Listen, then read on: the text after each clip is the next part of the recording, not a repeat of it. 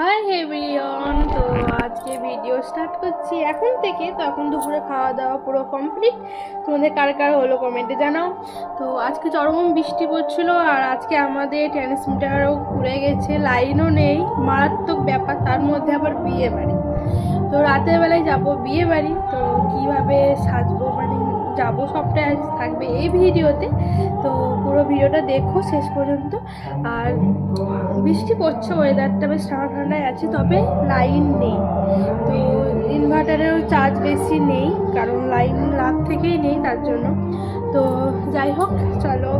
আর একটু রিলস বানাচ্ছিলাম, তো ওই ক্লিপটা তোমাদের সাথে শেয়ার করলাম। আর বিয়েবাড়ি যে এতটা খারাপ অবস্থা হয়ে গেছে গরমে, তো দুটো খেতেও পারছিলাম না ঠিক মতো।